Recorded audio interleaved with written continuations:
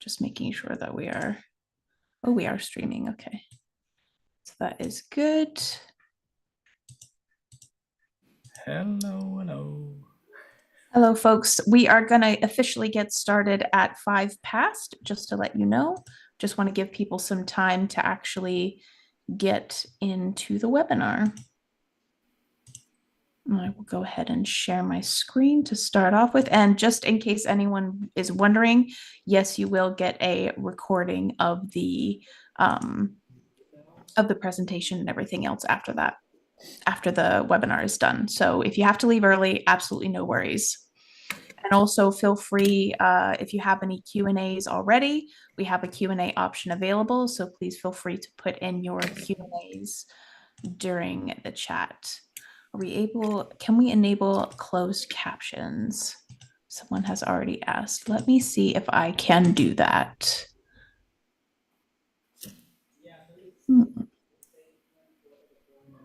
One second. I also need to mute my notifications so that you don't all see it. Hear my notifications as well.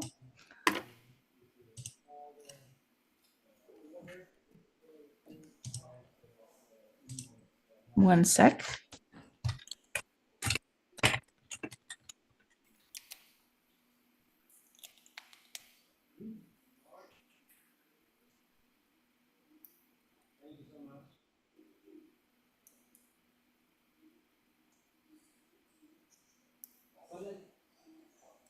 No, let's have it because then we can, if there's any questions, regarding anything with, yeah, we did it. All right.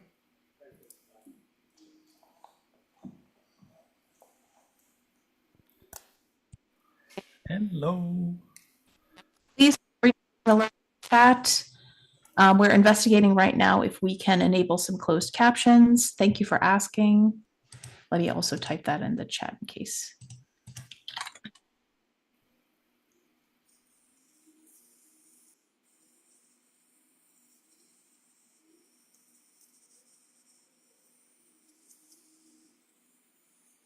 But please feel free whilst we're waiting for everyone to come in the chat. Feel free to introduce yourself, say what state and city you're from if you'd like. You don't have to.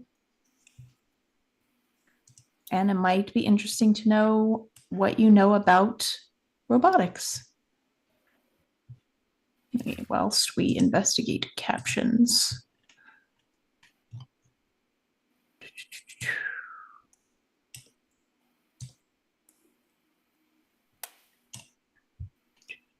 We should have some like loading music, to be honest. some little Jeopardy music or something like that. I'm sure we can't actually. We should really let compose something there. Would be good. Yeah. That might be nice. Oh, thank you. Thank you, Chris. Let's see if I can grab that.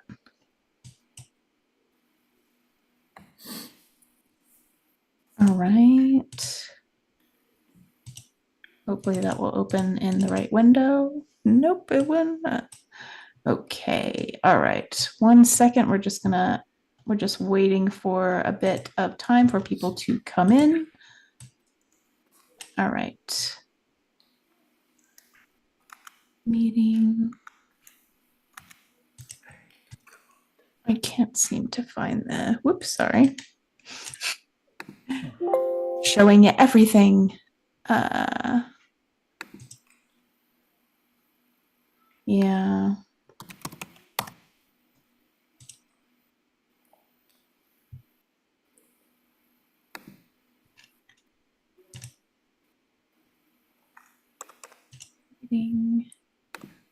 It might be something that we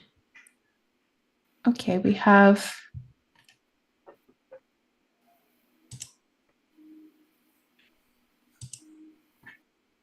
We do have a transcript available.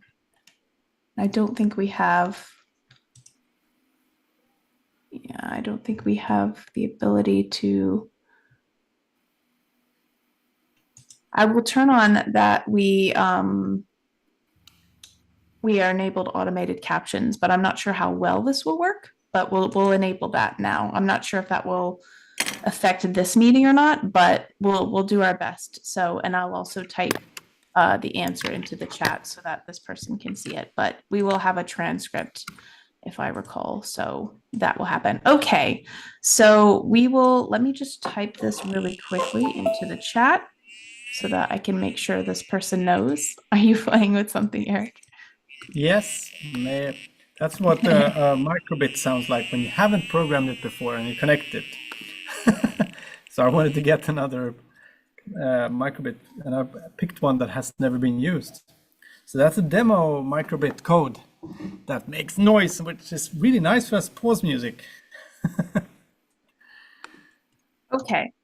Am I still- Awesome. So we'll go ahead and get started. Sorry for the pause for everyone that's here. Thanks for everyone joining from lots of different states. Really, really appreciate you being here. So I'm Lola. I'm the marketing manager at Strawbees. And this session, we're going to talk about Strawbees Robotics and have a little bit of testimonials from 2 educators who have used Strawbees Robotics before. So today's agenda, we're going to have a little bit of an introduction to speakers. They're just going to say hi. So I'll go through who's speaking. Eric's going to go through Strawbees Robotics and some creations that we've made. And we will have testimonials from both of our educators. And then we will have a Q&A session. So feel free throughout the whole time to add Q&As to the Q&A section, or you can ask them in the chat, but it's best to put them into the Q&A section so that we can actually make sure that we get to them. Today, we're going to talk to Eric, who's the co-founder and creator of Strawbees, about Strawbees Robotics. Say hi, Eric. Hi. That's Eric. And then in terms of educators, we're going to talk to Chris Brown, who is a media center teacher, I can speak today, at Utica Community Schools. Say hello, Chris. Hello. You don't have to unmute yourself if you don't want to.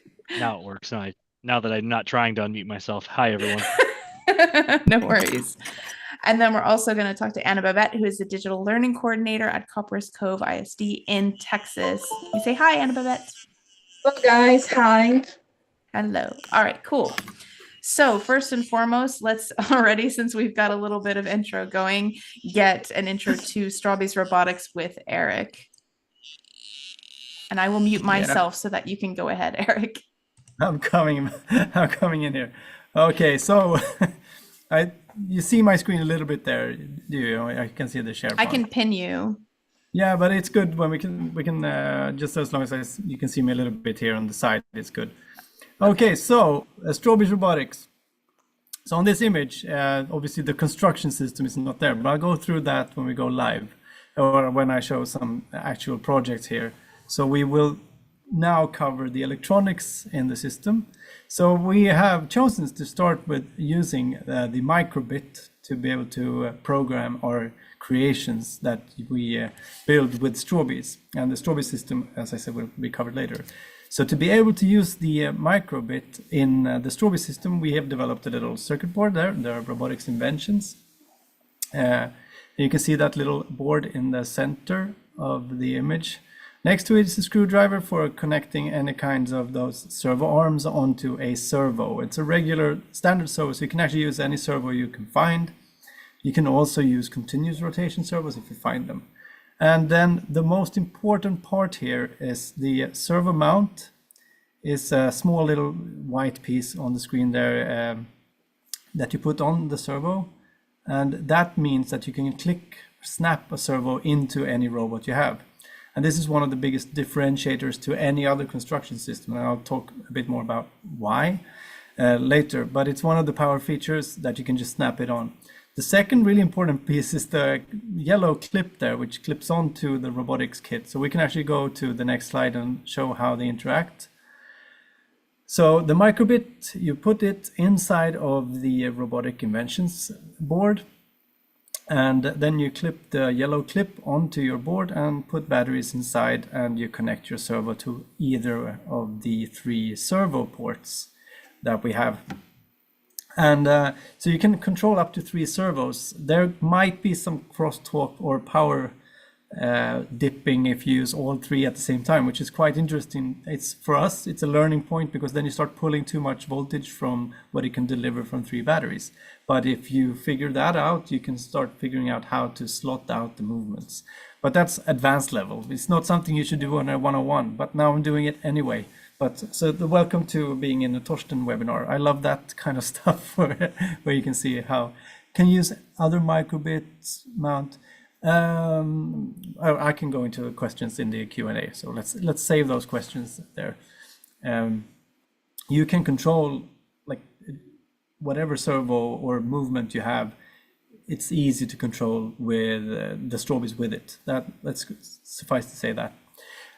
But the yellow clip, the reason I was talking about was that this means that we have a robotic arm, a servo like this, that can snap onto any structure, and we have a robot, the brain, so to speak, the circuit board, the microbit, and the board with some LEDs on, that can be snapped onto anything. And this means like you can make incredibly simple robotics from just one cube like this.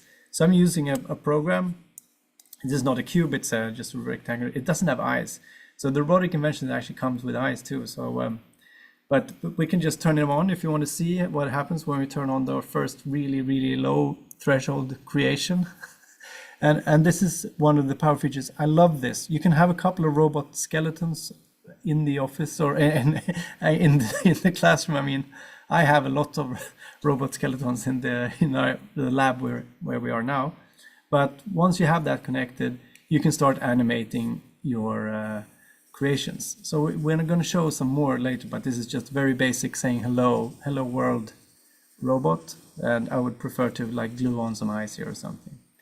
So we can go on to the next slide, but those are important features of the system. Then you wonder how to program them. So to be able to program our servos from our board, so the lights and the servo, we have an extension. So you just search for in the extension section of microbit.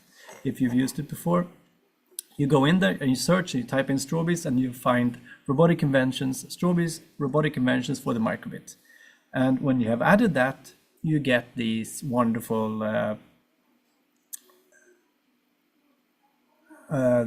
let's see. No worries, I got it, Eric. Yeah, good. I accidentally read the chat. Usually I don't, but now I have it in front of me, so it's great. So we can actually interact, and I'd love to interact a bit more. So let's go in there. So you see that we have the set RGB LEDs, which means you can control the RGB LEDs. There are 2 on the robot invention board, and you can control them defining the light or defining light values, as you can see there. So that's basically just put in variables, play around with it. That's one way of playing with the robot early. And then you have, for me, what's most fun is the servo, or the output of actually starting to animate structures and making them come alive. And that's what you can do with the transition servo, which is great for smooth robotics. And then you have the set servo, which is just setting a position. So, oh, they can't see me? Let's see. Yeah. Let's see. I'm not sure. I pinned you. I could On my head. Let's see if I can go in somehow in my... I have pinned you. Yeah. Somebody sees me. Okay. Right, the top. It might be if you all take it out of full screen or put it into full screen, it might change how the view. Yeah, you might have to close. It's okay to close the Q&A box and chat temporarily until you're ready to put Q&As. You'll have plenty of time for it. But yeah. But everybody with me this far with so these are the blocks you play with, and that's where Strawbees Robotics starts. But maybe we should go to actually look at what you can build a little bit with this once you start playing. So if we look at the next slide, you can see I showed you a couple of robot skeletons. One really simple one that maybe not everybody saw. So if we go to the next slide, we can look at some smaller creations, just as an example of what I was describing before. A very important part is that this clips on to just about any structure you have. once you get good at this, you start realizing, okay, I need the yellow straw here in between. So maybe this is the time to actually talk a little bit before we show some robots about the construction system, because it's not that much here. But as you can see on the image, one powerful part of the construction system is that it's just a bunch of connectors and then different color straws. And both the connectors and the straws have color code. So they are color coded so a student or a learner can look at an image alone. So if you give them this image, most students will actually power through trying to figure out how this is built. And that's one of my favorite ways of giving the instructions. But then we also have Classroom, which I won't be showing too much of today. But there's another webinars on onboarding for Strawbees Classroom, which is a platform for lots of these activities that you can see there in the little screen. So all of these are featured projects. And I think the one we were showing was actually a version of the one up on the left side is this code that I found. And this would be fun to later put into some of my other demo robots. So let's see where we are on time here.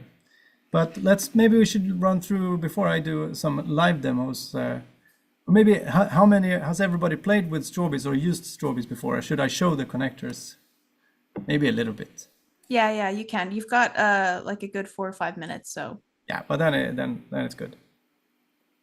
So, oh yes, you never used Strawbees. So this is the origin. This was what I started with. So I wanted to build a specific shape. Let's see if I find it. Sorry, yeah, I find it here in one of my cool creations. I'm running back, touching it. So this was the shape I wanted to build. So this is origin story. I'm going to keep it really short. So when I want to build this, I wanted to use stuff that I could find like laying around. So drinking straws was one thing, cardboard was another. And then I had a little die cutting machine, and you can see actually the machine in the background there. That's a little machine that can actually cut out these pieces from any kind of plastic. And then you can realize which plastics are mechanically durable. So it was actually a recycling machine that started the project. And when you draw this in the computer, you need to make the single piece first. So this is the core of Strawbees. This means you can connect. It connects to itself and to straws. And then you can build any connector with a single piece. But we have more color-coded pieces to be able to build faster.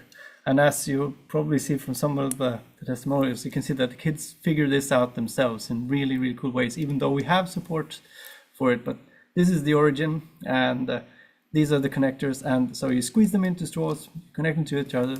There are some high-level things that I don't know if everybody knows. For example, now I love that the straws actually communicate stress and things that happen in the structures. You see this bending, but you can also see when there's tension, you can see that the strawbee moves a bit.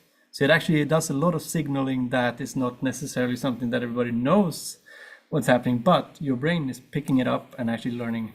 And that's part by design. I love showing stress in structures. But that's basically what I have time for regarding the system. There's a 1, there's a 2-leg connector, there's a 3-leg connector, and then everybody gets a bit stressed out because I skipped the 4, and then there's a 5 one. And the reason we skipped on the 4 is because we didn't want you to learn wrong. So the grids become too strong, the squares become too strong, and I wanted the system to just, I'm going in and out of focus here. Figuratively and no worries. Literally. So, but that's basically it. I think we're covering it. But what you can see is you can start building really, really big structures with it really quickly, and you can collaborate in ways that you can't do with anything else. And then because it's so lightweight, you can actually power and move all these things, even with the standard small servos that comes with the kits. So I think that's about the time I have on that part. So let's look at some of the robots you can build. Yeah, do you want me to share the presentation again? Yeah, we can go back to the presentation. Cool. All right. But it's just one at a time, snap them together, and then you can start building something like this empathy robot. Or this one, it just waves when you clap your hand. This is an example of some of the SDG projects. And there's a remote controlled crane, the whale. So it's incredibly powerful to start with these base models. This is actually can even be AI automated. a sun-sensitive flower, drawing machines. The biomes, this one, adaptive animals that adapt to different habitats. Like Golden the Lantern, it's some kind of cultural celebration. Classic bridge, trust bridge, and the little hello robot. The earthquake This is from machine. the Sustainable Development Goals, the shake table, where you can also first build a robot and then test your structures.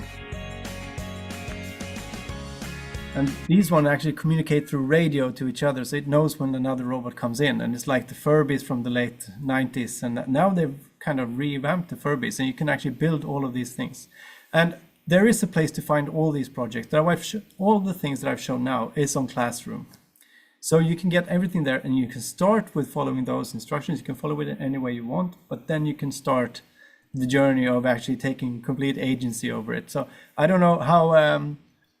so now I've been running for 15 minutes. No? So we have 5 minutes of showing some new stuff that is not yet on Classroom. Okay. So I have Do you some want me feature to pages. exit the presentation, then you can be featured? Yeah, because then okay, I have cool. a couple of minutes just to show some new Yeah, stuff. yeah. Because when you're here at the webinar, and I'm really happy that we're so many here to hang out and to talk a bit about this.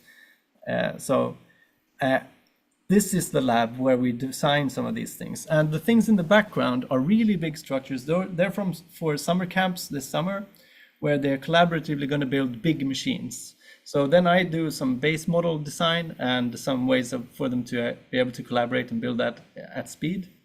But when I develop, I'm going to show a new project here and see if this works.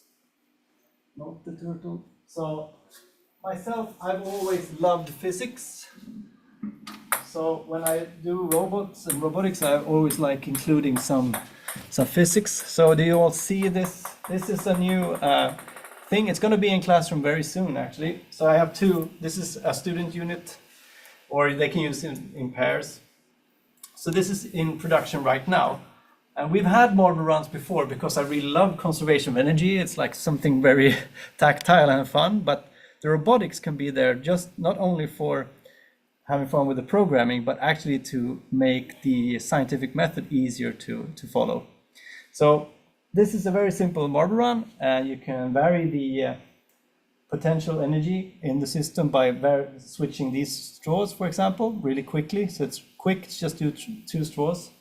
So you can switch both sides and you can challenge students with different things. For example, make it slow.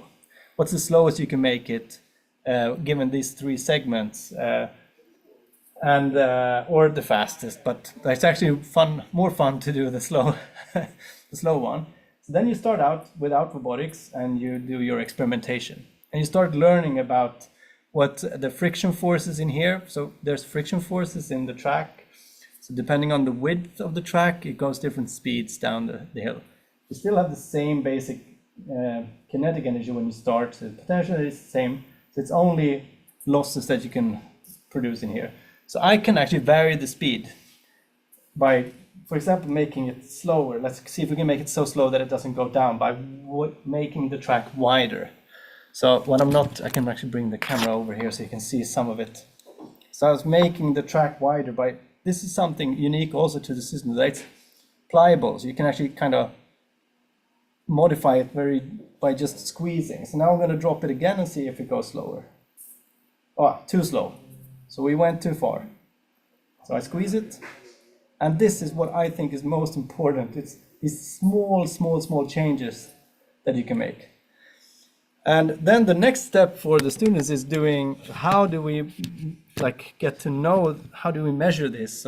And then you start using a timer or a stopwatch, and then you realize my finger is the problem. And that's when you add robotics. So the robotics here is actually made for them to be able to compare these exactly. So they get the challenge, how can we launch the ball at the exact same speed and exact same time, and try to figure out how to make these tracks, or can we see differences in it, and or what affects the track. So I want them to answer what affects the speed rather than telling them. But we have teacher guides for everything. So behind the scenes you have presentations with teacher guides, and let's see if I talk too much. So these ones are made to silence the classroom, and then you learn how to measure time by using video. So these lessons are coming out really soon. So now I'm gonna clap my hands. So then room is silent. You film it, preferably in slow motion, so you can look at the frame. Then you can measure the exact time, almost on the 100th of a second. So I'm clapping. And then you saw them actually arrive at different times. So the one track is faster than the other, and then you can go through why it is. So that's an example of adding robotics for scientific testing. So I think my time is out now, maybe. And then we can see in the Q&A if I can show one of the weird new showcase large robot marble runs also, that's in the back. So today the theme in the lab is marble runs and physics. And I hope more kids get into this kind of experimentation and build that observe and change really quick, small, short loops, both in code and in actually just modifying it physically. Because most of the time with robots, you start from a core system and then you build around it, and then you're kind of stuck, and you have to reverse for a long time. So the entire idea with Strawbees is getting that fast, and you can just switch to the next one or make simple modifications. But I think it's better that actually our friends here talk about those things. Yes. Or, so Yes. it's not only me talking all the time, because that happens. But if anybody wants to see some more strange things, we can do that in the Q&A. Yes, and Thank we you will get for to giving me this time. Yeah. No worries, Eric. We will get to questions as well in the Q&A. If they're in the Q&A or in the chat, we will definitely get to them. So what we're going to do now is we've got two educators, like I said, that are going to talk about their experience with Strawbees Robotics, and we're just going to give them a little bit of a chance to go through that. And you can also ask questions specifically for them as well and their experiences. You're more than welcome to do that. So the first person that we have going to chat about Strawbees Robotics is Chris Brown. Chris, feel free to let me know when you want to go to the next slide. Okay, thanks, Lola. Hi, everyone. Good afternoon, morning, evening, depending on where you're at. So the way that we use Strawbees Robotics in my school district in Utica, which is in Southeast Michigan, is we have a sixth grade program. I'm an elementary specialist. So if you have kids of your own or your students go to gym once a week, art once a week, they come to me for technology, media, engineering once a week. We changed our sixth grade structure a little bit few years ago to see them for a semester, but every day. So they get to kind of have more of the junior high experience, even though they're still in the elementaries. So we already had microbits. We'd been using them for a couple of years now, but we needed something or wanted something to make it a little bit more hands-on, a little bit more interactive, kind of add in the engineering side. So we added the Strawbees platform to our elementary schools for our sixth graders. So they already had some microbit experience using the sensors, inputs, outputs, but now with the robotics kits, now they can build things that move and respond to, like Eric's marble run that responded to a clap. My students with their geometric faces up here actually turned the 8-ball, which was a Strawbees build, the Magic 8-ball, into an earthquake sensor. So instead of it responding when they shook it to say yes, no, or maybe like a Magic 8-ball, it was one would shake to recognize an earthquake, and it would say alert. It would start making a really the most obnoxious noise that the kids could find in the microbit platform. And then they said, well, this is only one of them. Can we make more of them and use the radio signal to have them talk back and forth? So they ended up making a number of them. They put them throughout the classroom. They shook one, and then all of them are annoying not just the people that were sitting next to them, but annoying the entire class. So they were able to take that aspect of it and just kind of change the functionality or increase it. They really liked the open-ended creativity portion of it. If you want to go to the next slide, Lola. So how does it compare to other tools? It was hard for me to even compare it to other tools because in the kind of tech STEM realm that I'm sure a lot of us are in, you have your engineering hands-on type tools, and then you have your tech-based, your robotic tools. This one kind of does a really good job of blending those two things together. You can only customize a robot that you have so much, and you can only make the hands-on engineering tools so mechanical. This kind of gives you a very open-ended, because microbits are so open-ended and Strawbees are so open-ended. It's kind of limitless. You don't really have a platform that's open-ended, at least in my opinion, to bring those two things together. So whether it's building a giant mathematical Sierpinski pyramid, or these are my two little beta testers. These are my friends' sons who always come and test out my new things for me just to see. My boys are a little too young, they'll eat them. So to have something that's open-ended like that, to allow them to be that creative with both the Strawbees engineering portion, but with also the open-endedness of the microbit, has kind of been a win-win for us. And then on the last slide, this kind of goes back to that Magic 8-Ball project that my kids took and modified. So our county ran a computer science program that got to present. I'm just outside of Detroit, so obviously automotive is a big thing for us. There was a big robotics conference for a lot of the car companies, but they have an educator day, so students have robotics competitions, teachers can feature projects, and actually this project that I did was featured, including the Magic 8-Ball build that my kids took. So my kids took an already existing project that Strawbees had in their classroom platform and figured out a way to change it, modify it, change the function, improve the function, whatever it happened to be. So these top three on the picture on the left-hand side are all things that exist within the Strawbees robotic platform. And then what they did is different things to upgrade it, to improve it, to change the functionality. And I just realized, Eric and Lola, that I came across your Strawbees disruptor thing on the page. I'm like, oh, my kids did that. I didn't even know it was something that we could do. I need to actually look into that a little bit more. So Strawbees actually has a page on their website to promote, hey, take our projects and do something different with it, which I wish I would have known before, because I wouldn't have had to create the lesson for my kids. I would have just showed your website already. It would have worked out exactly the same way. So the kids had a blast with it. They were bummed we couldn't do more with it, but as our year comes to an end, we kind of have to start wrapping it up. But it really has been a game changer for our kids to tie the computer science portion to the engineering STEM portion. It really has been awesome. Thank you, Chris. Yeah, I mean, you're already a disruptor. That's, you're kind of grandfathered in from all of the I awesome was stuff kind you've of done. like that as a teacher before I even got the Strawberry, so it's kind of natural.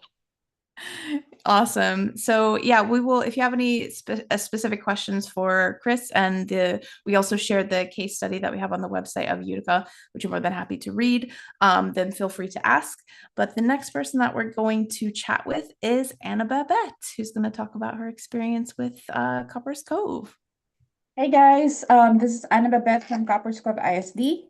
I'm one of the digital learning coordinator in our district. So my job is to actually focus on the STEM activities. We have Strawbees before, but it hasn't been used in the classroom. So I started using it for our GT students from third grade until fifth grade. So it was actually a good reception from the students. They love it. Unlike Chris, he's really into, I can say he's an expert now. For us, we're just starting. So we started with shapes. The last thing that we did was crane. And the kids love the Strawbees because number one, it's very easy to use. Secondly, it's very colorful, and all the colors has an equivalent. What is this for? Also, the connectors are real good. And the best thing that I love is that you guys have a curriculum that is free for everybody to use and as a guide. So for somebody who doesn't know coding, it will be really easy for the teachers or whoever will teach the class. Yeah, so that's how we use robots. Actually, pretty much answer everything. Well, we'll go to the next one. So, like, in terms of other things you've used, how does it compare if you've used very many other things? Um, like Chris, it's so hard to compare, but one thing that I can say with Strawbees is it's very flexible and it's very imaginative for students. Awesome. Yeah. And then, yeah, is there any you talked a little bit about the crane challenge. You want to talk about that project? Yeah, so we did the crane project. I started with third grade for the GT kids, and then it went up to our general education students. Actually, one of our librarian is here, Kristen Ragland. she's one of the librarian that really pushes students to everybody should use Strawbees, not just the GT kids. And everyone loved them and everybody helped each other, which is one thing that I love. They were able to enhance their teamwork on their young mindset. So it's really great. Awesome. Thank you, Anna Babette. Awesome, So guys. yes, we have a lot of Q&As actually available in the Q&A. So we are going to go ahead and jump to the Q&A session. The first one, and feel free, like if Eric is probably going to answer a lot, but if Anna Babette or Chris, if there's something you want to say as well, feel free to chime in. So the first question, Eric, is does the Strawbees Robotics use block coding? Yeah, so you have the blocks. You saw it's MakeCode's own version there, but you can also easily control it if you want to control it from something else. You can control it from text or Python.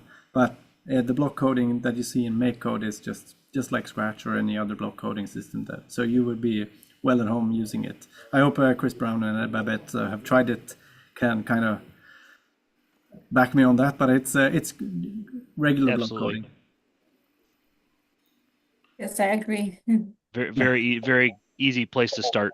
And the thing is, it becomes fun without that many blocks, because even just the construction, sometimes they build it a bit wrong, and the variation in outcome is a way forward to innovation. So just like that 8-ball, that magic 8-ball thing, where you see a feature, that's one of my dream scenarios, when the kids start asking, what if I use it like this? And you just, like, it doesn't take long, so go ahead. It's way fun. It's one of the best moments you can have is when you start seeing them making their own ground forward. That's fantastic. So yeah, it's blocks. Cool. Long Awesome. way of answering. No, it's fine. I think I've also heard as well from lots of teachers that I've spoke to that as one teacher in particular that I heard that was like, I do not do coding, but she manages to learn how to do some of the basics with the microbit. So and then you can also just as one of my reflections is like you start quite easy and then you complexify on your own. So if you start giving them too complex code first to follow, you don't get it entirely. But then you start coming up with ideas of what if I can do this?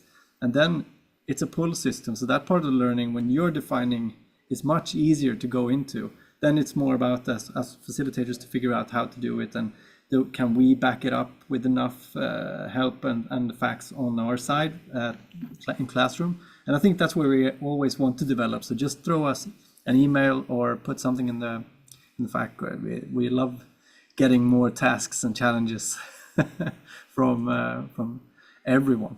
Yeah. cool. Next question is, can the microbits connect to other platforms like Connects or Tinker Toys? So the microbit, the system in itself, it doesn't immediately connect. Strawbees is very, very good for connecting to other things. I think that connects, some of the sticks actually go in here, so you can combine them. And one of the things that I don't know how it is with everyone, but I love when you combine your systems. I actually have had a sustainability talk before, and one part of my design brief for Strawbees was not making the other things you have obsolete, but enhancing them. So a lot of my boundaries for the system was making it work with other things you might have, where you might have lost a very specific component, or when you can't do according to instructions, but you still have a lot of interest in robotics. So I think I don't have a Connect system here at the office, but I have many other things. So it works with, for example, all the new Sphero things. And you can actually build things for your other robotics because it's so easy to change the shape. And it doesn't come with these set rules like other systems. But that's what you've covered today, our guests too, or like guest hosts. Yes. So there's something, that's a challenge in itself, like figure out a way of animating this with your other system. So it does work. And I can just show you one robot that I was showing, because it's important to me that it doesn't like replace, it enhances. So it snaps onto these, you might recognize some of these shapes. So it snaps onto other robotics. I've designed it to be very, very standardized. So this is a turtle using a completely different robotic system, and it animates from the wheels offset. So I can start it moving. Let's see. Oh, now it doesn't want to move. It's one of those tap to control, but I think the iPad is disconnected. But this one, then starts crawling around, and the head is animated by the legs very naturally. It looks super fun. So it's an example of using Strawbees as an extension for something you already have. So yeah, I would say probably, but then it's even better to have the robotics, then you can join those things and start talking between robots. What can the other robot systems say to our robotic invention system? So that's another challenge we had. So I have a really old toy. I'm going on too many segues here, but It's okay. I I'm think going to bring you into my childhood very briefly. But so I grew up in London.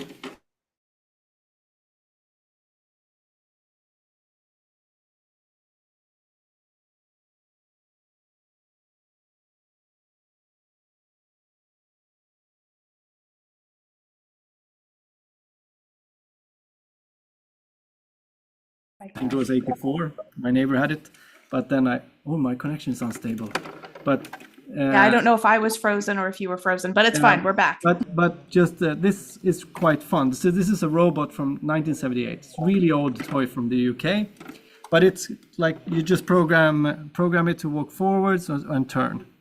And what's really fun with this is that it has an output here, and you can easily, that has a little infrared LED, and the microbit can listen to that through an LED or light transistor or any kind of light sensor. So then you can actually make outputs from a like 40-year-old or 47-year-old. I'm starting to hide my age, but so that's one of the things I love, that we can actually give life to old robotics too, or any kind of system. And I think that's also another agency, like give them a challenge on figuring out how to reuse some stuff. So it's very, very easy to connect to anything, and you can break the rules. For example, if you have a plastic, your other system is plastic, you can use rubber bands or sometimes tape just to get a core arms back onto the other robotic system, for example, because the straws won't break from that. And then you can start adding things. So awesome. It's quite flexible in that way. And awesome. One of my favorite features, so if I can. I'm going to combine. We have a 3 different library for like Hummingbird, Rover Robotics. What's it called? The new, I just lost the new Sphero because we're helping out with some things there. So there's lots of robotics, and the important thing is I want the students to start playing with it and getting some kind of agency and creative confidence, and then becoming versions of like whatever they want to become. It's more like coming really alive and becoming. If we call it invention literacy sometimes. So yeah, my friend Jay coined that term, and I love it. So I just want them to build stuff, and then once you build, like that's why I'm so happy about Chris's example here. When you build something, then you come up with this could be used here. Mm-hmm. That's one of the most important skills, to get the association, to start building those connections on your own, and then just executing rather than waiting for. It's fantastic. So. Okay, I'm going to combine 2 questions because they're more or less the same. Yeah. It says, in a school setting with a lot of kids using the straws, how often do they need to be replaced with new straws? And someone was asking about if you want students to mix in real straws, like, do you find that students want to mix in real other straws? Both questions I would recommend, like the second thing, like start with the second thing first. Yes, do it, but keep a separate container or storage area for it. So you can actually reuse things, but keep them separated. So you know this is, for example, reuse or recycling budget. So if you have a bridge construction, things that are found are much lower cost. So let's like establish a rule set, which is quite fun to use. The first question, so the straws that are most likely to have that kind of impact are the blue ones. They can actually go buckling. So the buckling is the most dangerous thing. So these can be worn out. And I actually talked about this today because there's only one part of the straw that breaks when you have buckling. So they actually can be used way longer than you think. But let's go through a failure here. Is everybody okay with that? If I break a straw live, because you can do it, I can force them. So I'm going to do it. So then you break it, and it's buckled once. It's still usable in a lot of directions. You can use it for quite a long time, but it has some micro fractures here. I don't know if I even can see it. You see some little breakage there, but it's 95% useful still. But then you can go even further and further, start breaking it a lot of times, because these are old. These have been used for a long, long time. So some schools have had the same blue ones for a long time. So I just say, like, it's not that it happens all the time, but if it happens, it's only broken for that kind of the buckling. So it's not broken for tension. And so you have to, if you have a sorting system, put them in the sorting for like low, once again, the reuse and recycling, understand the value of the material. What part of it has gone bad, or if it's bad, it's not necessarily bad, but you still have to test that. So I can actually show you now one feature. If you build a bridge, for example, it's still a very good string. Like it's no worse as a string. So now I'm using tension lock. This is advanced level. So this can actually hold a lot. So there's no, yeah. So when you use the tension lock, it's super strong. So as a string, it's good. But today I showed a new thing that we're going to share. So if you have broken straws, you can enhance them, because the thing that's really good is still the edges. And the edges are the most important part of the system. So I showed today on the sustainability talk that I had, I showed how to use glue stick and regular paper and roll it over that straw. And then you have a super strong straw. So they're enhanced, slightly heavier, but much, much stronger. So if we talk about some of the power features of Strawbees, I'm going to show you this here, because as an engineer, I love those things. Now we're making a laminated composite object. So this is actually, but you can still delaminate it by using water, which is great from recycling point of view. So if I put pressure on this now, you'll see which straws bend most. See if I can actually get this to cover. So I want to see that blue one. So you actually get tension failure, but you can see the only ones that are bending are the ones that don't have these covers on. So these ones are way, way stronger. And I love that kind of thing that, well, it's broken for this thing, but the features that are important is that it connects to the, that it connects to the connectors. So this might look a bit strange, but from a student point of view, from learning the value of the material, the connection is the value here. And then you can combine it. And then you actually discovered composites. But it's the same, we're launching quite soon, or like I'm prototyping our hydraulics, and you kind of define how hydraulic works by changing the liquids or using air first. Long story short, it's a very low waste level. It's not a lot that break. They do break, and I kind of want them to break, because one of the biggest learning experiences is there, but we don't want to break all the time. Like, that's the thing. So finding the right balance there. Yeah. So it's a bug. And I've heard, like, from other teachers that I spoke to, that they have kits that have lasted them for many, many years. Yeah, I mean, so when we had the prototype, the school that bought the prototype, they still running the same kit. So from that point of view, it's like, it's really durable, and that's from 2013. So the company was founded 14, the prototype was 13, and they're running a large amount. The connectors don't break. They can get worn out, a little bit worn, but they still usable. In the early ages, there were actually some problems with some of the edges, but now they last a long time. So, and we have refill straws, but I would say maybe, I didn't even have a number for, it's a low percentage that to refill, but sometimes you just want to go big, and then you might need. So the next question is, and I think if you want to add something, Eric, but it says about how many 45-minute classes would it take to introduce fifth graders to Strawbees and then microbit and then coding, and then have them combine the two. From what I've heard, and maybe like if Anna, Babette, and Chris have to add on to it, I think that there's a very low threshold for understanding the system and understanding, like, especially if you use Strawbees Classroom. So I don't know, is that, like, I'm not sure if you know, Eric, like how many 40, go ahead, Anna Babette, did you have something to say? Yeah, I can answer the question. So it really depends on your students, like what grade level they are, and how do they understand it well. Because as a teacher, you can move on to the next level if you know that everybody understand it. So it really depends on your students and how you will deliver the instruction. Cool.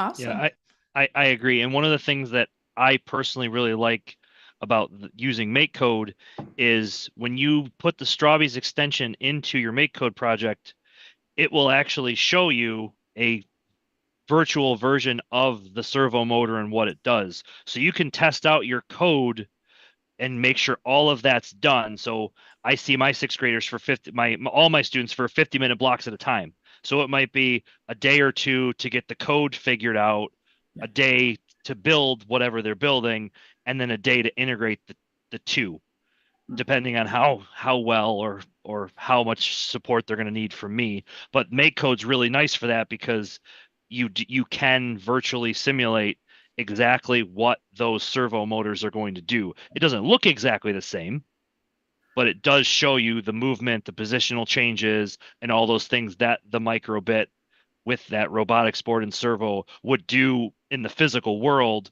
without having to get to that part yet. So they can troubleshoot, they can get all of that kind of fine-tuned and smoothed out. Then they can attach that portion to their Strawbees build. Or if I have something bigger and my kids are working in a group, I'll do the first project, you're on the Strawbees team, you're on the code team, and the second project, those same kids will take on the opposite role. Awesome. Cool. Yeah, and So, go sorry. ahead, Eric. No, but that's also one of the things that it's really fun to see them split up and then present what they did to each other. So the peer-to-peer learning experience there, because they're quick enough. And then we take it up for the next step, and then they have to do the tell back on their projects. It's wonderful to hear what they actually gained from it. It's quite fun to describe, oh, so we did this code, and they feel like rocket scientists sometimes. But that's, yeah. And then next question is, there's two questions actually about second graders. Would it be best to start programming or start a program at the beginning of the year or later for second graders? And is it appropriate for second graders? Go ahead, Annabelle. Yeah, it's really appropriate for second grader. I can say they can start with shapes, which is the easiest one, and then build up from coding, because you have to introduce the specific first before you will build up the coding for them. So it's really the same answer that I have. It's how you will deliver it. And Strawbees has really a good lineup and layout on how you will teach the class or the curriculum. This is just a suggestion, but you as a teacher will be the last one to say that this is how I will do it. Awesome. Thank you. Is there anything that you wanted to add, Chris? I'm not sure if you have second grade or not. I do. I have K6. Okay. No, I would completely agree. And you can, Strawbees Classroom allows you to kind of sort through the projects by whatever kit you have and what age you're working with. You know, so to start with, I would agree with Annabelle to start with the geometry portion, the shapes, and then if you're able to work the coding part in, at least with the microbit. I personally I'm not going to give the servo motors to my second graders. But as far as giving them a basic program that they could code and attach to it to connect the two, even if they're not actually wiring those small motors together, at least in my opinion. But yeah, they definitely could. They definitely could build for sure. Awesome. Okay, next question we have. I don't think, and feel free to interrupt me if I'm completely wrong, but I don't think that any of the teachers that we have here teach kids with disabilities, unless you guys want to interrupt me. No? Do you? Not in me personally, not in a self-contained program. However, we do have, special needs students that are there, but they're referring to kids with, physical handicaps and those types of things. I personally don't have any dealing with Strawbees, so I can't really speak to that. Okay, no worries. I know that we are going to have a case study soon. I have interviewed several teachers who do use Strawbees in classes with disabled students of different learning levels and also different types of disabilities. So it is a case study that we do have. So once that is live, that is something that I could send if you let me know. So there is a use case for using Strawbees with kids with disabilities.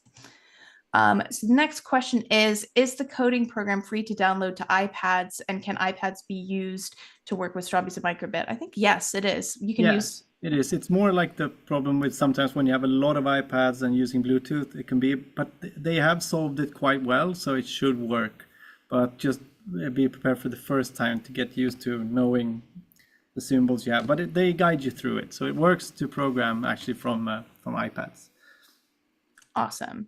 And then I think this next one, can you build Strawbees Robots online? Is this this might be more on the Strawbees classroom lessons. Like we have Strawbees classroom lessons for FriendBot and for multiple different types of robots, right?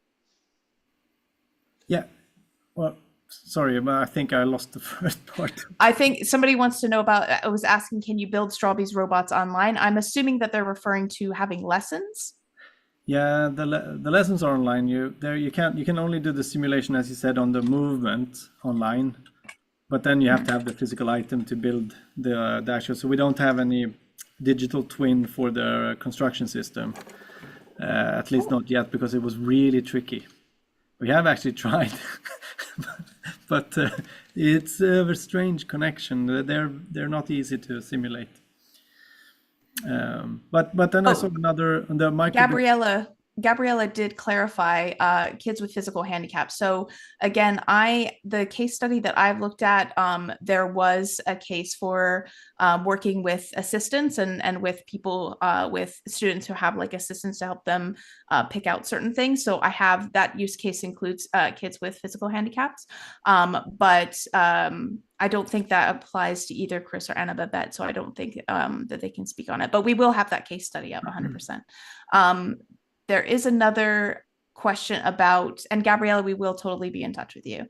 There is another question about, is Strawbees coding curriculum free when you get the class set of microbits and Strawbees? We have everything available on Strawbees Classroom for free now. So you can go on Strawbees Classroom now and look at everything for free. Browse through it, and you can also go in and look at the School of Ridiculous Inventions, so you know some of the core Strawbees. Which is why I build my crazy robots, and sometimes that can be good. But no, but everything is free, and it's important that you can go through it and sift through it and see if there's something you really want to do, and then go ahead. Awesome. Well, I think that is. I saw one last question on the thing on other robotic boards for the microbit. Okay. Anything yes. Yeah, anything that can control a servo can be used. You might have to figure out a way of, like in the early days when we just put this single Strawbee on top of a regular servo arm, and it can work, but you might have to squeeze it a bit. So then you can use anything. So it's not about that, and you can control servos. If you can control servos with it, then you can do it. But otherwise, it's also even better once again to combine. So you have a platform, for example, some of the moving robots. Put another microbit on top or get the servo output for it. The combination is where it's really, then you can have two different teams. It's like an actual engineering project, but you do some, more like I prefer when you're not trying to solve something super hard, but you're using this to communicate how you try to solve it rather than solving it perfectly. And that's where the big magic happens. And then all of a sudden, because you've taken away some of that, I have to deliver or like the stress from that, they actually solve it a lot of times really well. So that's I like that process. It should work if you can control a servo with that platform. It should work. But you won't get the servo mount, but you can 3D print the accessories. So it's more like a service to get things that work a bit faster. But as I said, I would love to upgrade things that already exist there. It's not to make it obsolete; it's to enhance it or to combine them. It's even more fun. Awesome. You don't have to replace. Yeah. So I think that's all of our Q&As. We have gone over a little bit of time. Thank you so much to Chris and Anna Babette for being with us as well, and like spending some of your day in the middle of your day. Yeah, thank you so much. Really, really appreciate it.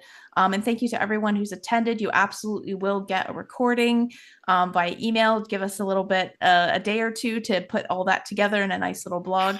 And we'll be more than happy to send that over, as well as a transcript as well. And yeah, thank you so much. Do you want to show one last thing, Eric? Can I see it? Can you see him there? He's got the turtle. Oh, there you go. There he's crawling around, the turtle. Eric, is that a spike for a platform? Yeah, that's the Spike Essentials. But it worked with everything. You see, it's really cool because they just combined the platonic solid with some other platonic solids and they invented a turtle. So one important thing is that I'm going to be bad to this robot. That's the last thing I do. I tore off a leg. So the combining of of things using this clip makes it really, really quick too. So then you can start freestyling new shapes and So you see, it's very basic, but it becomes quite expressive. So that's just the last thing I wanted to show. But it's an example of adding it to another piece of robotics. This is some new 3D printed accessory you might recognize, another system. So it's really fun to show that we can extend everything and make it really big. So yeah, I don't know if I have any of the big robots running now. No. Next time in the lab. there's going to be a big We need a robotics whole- webinar sometime in the future too, I hope. We need a whole separate session on Eric's most recent inventions. But it was Awesome. lovely Well, talking thanks to so you. much. Yeah. Go ahead, Eric. No, I'm just really happy to be hanging. Thank you, Annabeth, and thank you, Chris, for joining. I'm really happy to have shared this time. Thank you for having us. It was fun. Awesome. Thank you, Thank you guys. so Email much. us if you need help. Both of our email address are there. Me and Chris. Yep, please do. Yes. Awesome. Thank you for sharing that as well. That's so kind of Yeah, you. fantastic. One more question, actually, Eric. Do those clips on in the sets? I These think ones, yeah. they're Okay. in the classroom kit. They're called the double-sided clip. We started calling them the kindergarten clip. It was developed for kindergarten, but then it became really quick to prototype with. And then you can replace them using the blue Strawbees once you get out to them, but you have quite a lot. And they're Okay. good for like the large-scale sculpting. It becomes very sculptural when you combine these defined shapes. And So- for those that if I can jump in, for those that No, have 3D it's fine. printers, Strawbees has their own page on Thingiverse. So for those that have 3D printers in their classrooms or STEM labs, or if your ISD has one, there's Yeah. stud This- adapters. There's all these. Here's one of the new that was ones. literally, I say stud adapter, and Eric brings out a robot that has stud adapters on it. Yeah. So So I just saw the zipline one for the first time. Like, oh, I'm gonna have to get my printer going. yeah, the zipline is the easiest. So a lot of our 3D printables are really quick prints too, because it's important to actually see the value from the print. And the zipline is actually one of those things to make it super quick to print, and then it's actually quick rolling down too. So I hope you have fun with it, and it's really fun to release it using robots. So yeah, there's a lot of fun to be had on our Thingiverse side too. I put up 3 new models today, I think. Awesome. So thank you so Okay. much again. No, properly in. No, it's fine. Somebody snuck in a question. I want to make sure we got to it. So thank you Yeah, so much for everyone for attending. Again, we will send a recap to everyone in a few days. And yeah, thank you again to all of our guest speakers. Thank you again. And thank you, Eric, for such an awesome presentation. Fantastic. That was my pleasure. Bye.